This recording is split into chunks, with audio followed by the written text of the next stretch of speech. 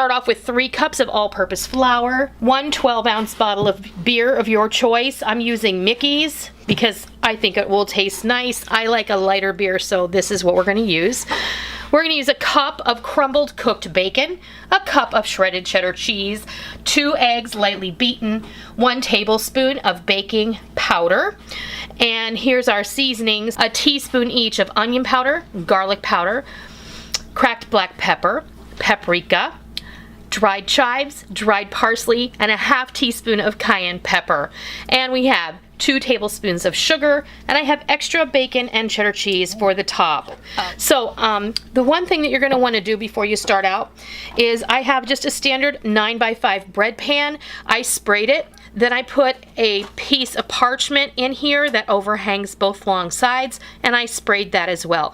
This is going to help us to get the bread out of the pan without it sticking, and I highly recommend this practice anytime you make a quick style batter bread, even when you make banana bread or zucchini bread. This is a really great way to ensure that your bread comes out of the pan easily without breaking or sticking to the bottom. So I'm just going to set this aside. This is really easy. It's just like your typical quick bread. You're gonna put all your dry ingredients in the bowl. So there goes our flour, our sugar, our baking powder, and all of our seasonings. And then I'm just gonna give this a little bit of a whisk, just so we can distribute all of that in there. And if there are seasonings in here you guys don't like, you know, you could just leave them out. If there are seasonings in here you would rather have, go ahead and add those too. Make this your own. Okay, now I'm going to go ahead and add our bacon and our cheese. There won't be any bacon left if Rick keeps taking sneaks. Give this a toss. This is going to help distribute those bacon and cheese flavors throughout the loaf, and they're not going to all sink to the bottom. In goes our egg. 2 eggs. There's 2 eggs lightly beaten. And our beer. This is a 12-ounce beer. You can use whatever beer you fancy, whatever you have in the fridge. It doesn't matter. It's going to be great regardless.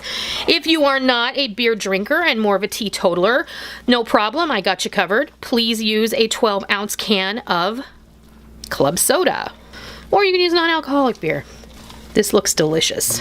It smells really good too. You ready yet? Almost. This has 3 of the best food groups in it. The 3 of the best food groups? Bacon, cheese, and beer? They're all separate food groups? Okay, I'm pretty sure all the nutritionists out there would disagree with you. Let's get this into our bread pan.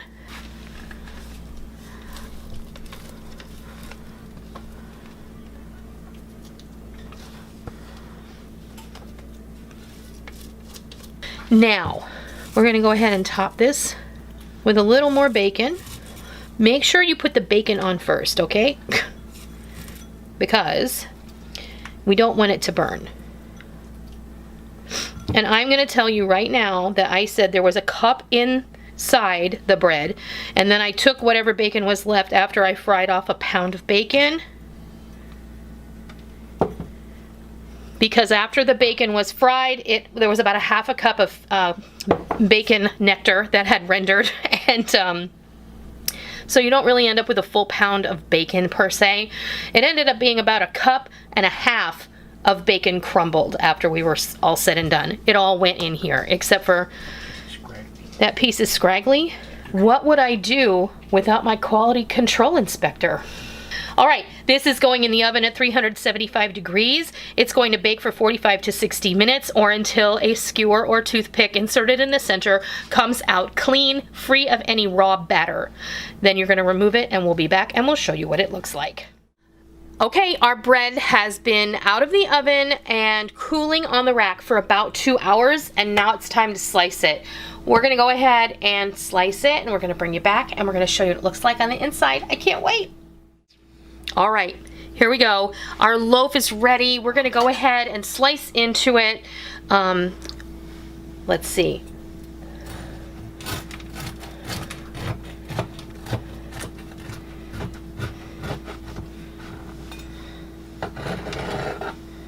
Oh, look at that. So pretty. It's still a little bit warm, probably in the center.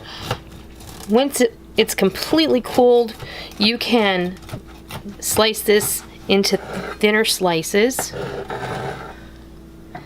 Oh, that's beautiful. Oh, look at that. So pretty. Okay. There you have it. There's our bacon cheddar beer batter bread, all sliced up and ready to go. And I just want to show you, I'll show you this slice here. You can see the cheese all swirled in there, and the lighting is really bad because the sun is coming in, the afternoon sun, and then the bacon you can see evenly distributed, and I can't wait to give this a taste.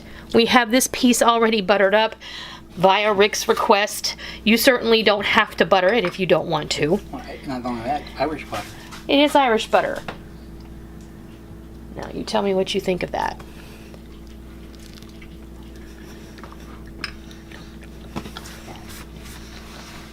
Wow. Is it good? Mm-hmm. I think it's very tasty. Yeah.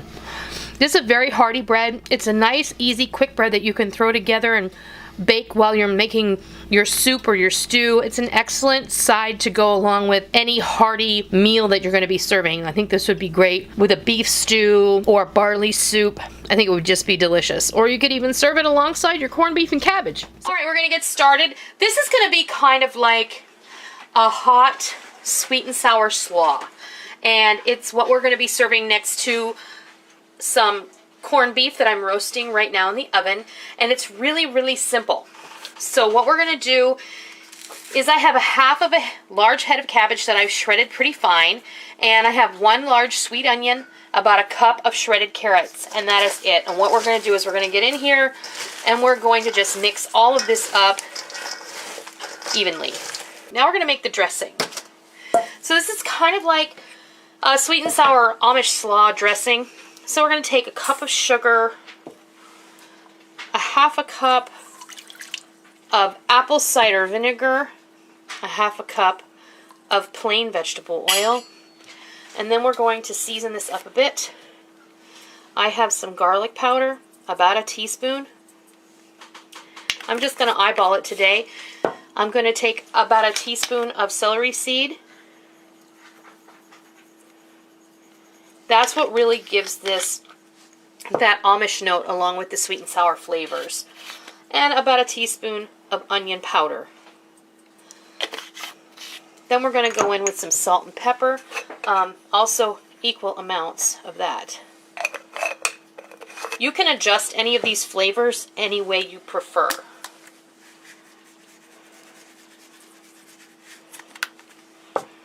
And then just whisk this all together. Very good. I'm just going to stir this for a little bit longer until some of that sugar starts to really dissolve and break down. If you want to make this ahead of time before you pour it over, no problem. You can do that 15, 20 minutes. You can even do it the night before and just set it in the refrigerator. It's all good. I think that's probably good enough for now. Yeah. I'm just going to go ahead and pour this over my vegetable mixture and get all that goodness into the bowl. And then I'm going to just take a pair of tongs and get this evenly tossed. You want to make sure everything is coated in that dressing. You can already see how it's shrinking down. I have my sheet pan.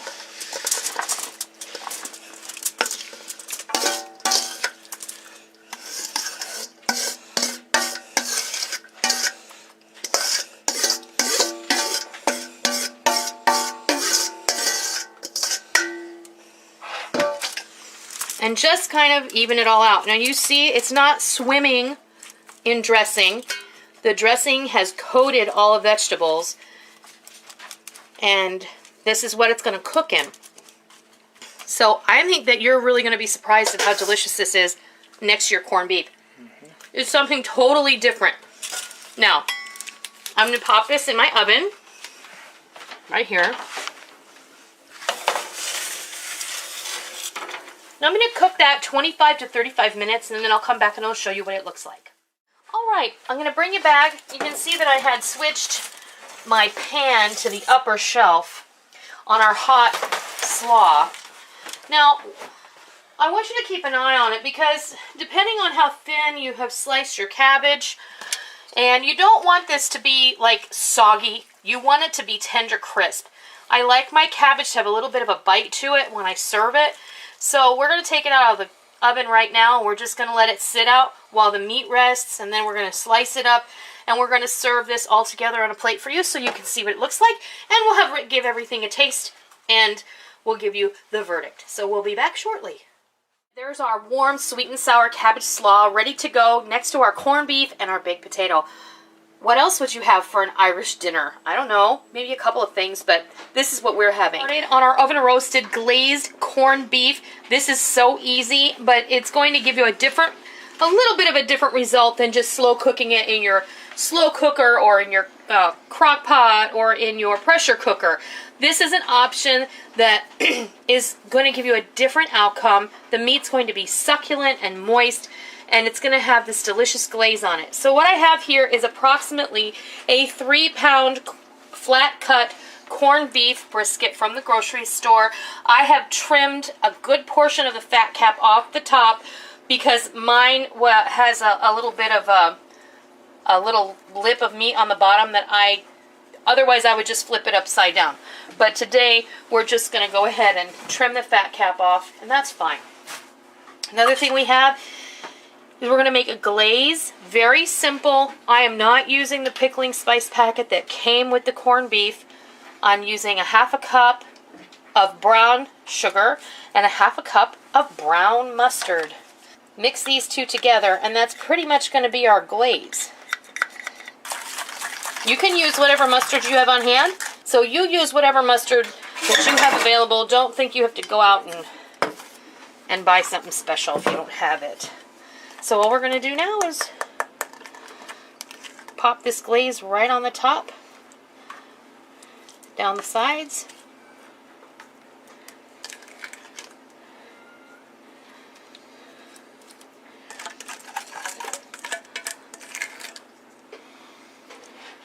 I have my oven preheated. Looks good already. It does, and it smells good already. Oven's preheated at 375. Make sure you get all the exposed parts of the meat covered as best as you can. Sometimes the parts that have a little bit of fat on them, it's going to try and run off, but it's all good. The only other thing I'm going to do, and this is a personal preference, is I'm going to sprinkle a good bit of cracked black pepper over the top. I'm not using any salt because this corned beef has already been brined and it's salty enough and it doesn't need any additional salt. So that's pretty easy, I think. Now we're going to pop this in our oven at 375 and we're going to cook it until it's nice and tender. So I'm going to cook it for at least 2 hours, and then we're going to come back and I'm going to show you what it looks like. All right, our corned beef is ready to come out of the oven. And I have all of the other things that I'm going to be making for dinner tonight.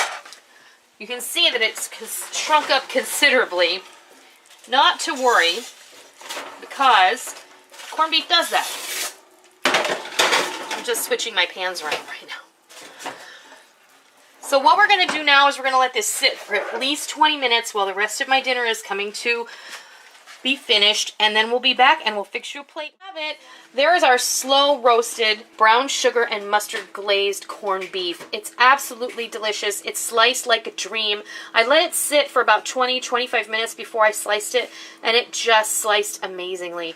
While that was resting, I went ahead and I threw together a nice little sweet and sour slaw. That's a hot slaw that I did bake in the oven on a sheet pan, and I roasted a couple of potatoes that I just split in half face down on a parchment, and we're just going to have those with our corned beef for supper tonight. So this is just another little way that you can think outside the box to have your St. Patrick's Day dinner celebration.